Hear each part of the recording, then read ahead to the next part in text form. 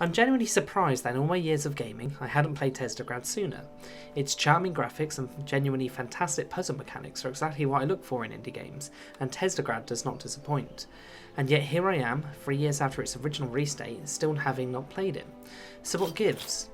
Well, until the game was being re-released on Xbox One and a professional contact offered me a review copy, I jumped at the chance. So what does this 3-year-old indie game offer that keeps it so intriguing and fantastically charming in the modern age of the indie revolution? To put it simply, everything. The first thing that draws your attention to Teslagrad is its aesthetics. The simple, fantastically animated hand-drawn models are an absolute splendour to behold throughout your entire playthrough of the game.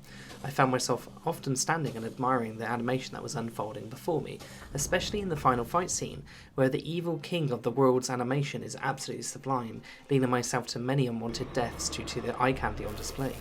You'll start the game off by abandoning your mother as a large group of Soviet-looking men invade your hometown. Making your way past these evil men, you happen across an abandoned castle, where the game starts proper. You'll get tidbits of story throughout the campaign, told through puppet shows on a theatre stage, but there's no text and no speech, meaning there's some room for imagination as to what happens in the world. This may seem a little light, but that's the case with Teslagrad, as it's mostly the gameplay that will keep players interested throughout the campaign. And my god does the gameplay deliver! This hybrid puzzle adventure platformer does a fantastic job of making the player feel frustrated at times, but oh so brilliant when a puzzle or difficult section is overcome. The amount of times I would spend 10 to 15 minutes stuck on one section were insane, but I never felt worse for it. The puzzles are addictively tantalising enough that you want to pick the controller up and play again, regardless of how difficult the puzzle may be.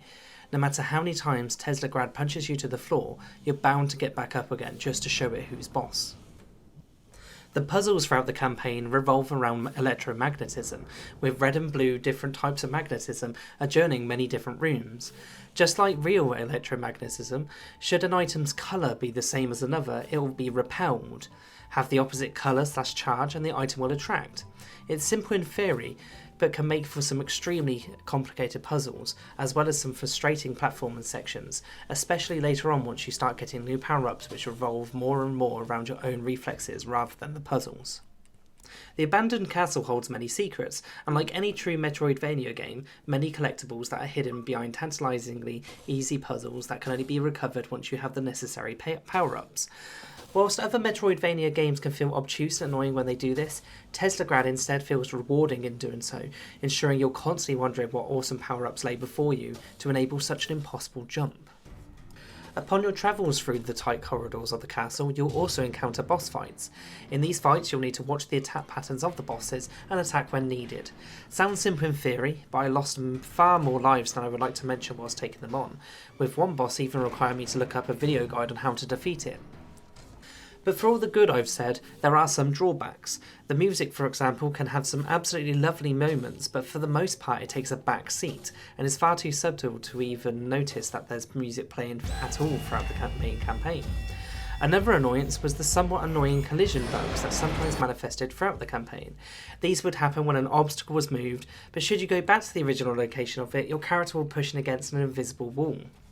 Whilst the story never truly ends with a proper crescendo, it was a fantastic adventure, one I'm annoyed at myself for never playing sooner. The little nuisances I just listed were nowhere near enough to detract from the overall feel of the game, with everything else about Teslagrad being a standout achievement of what most indie games should aspire to be.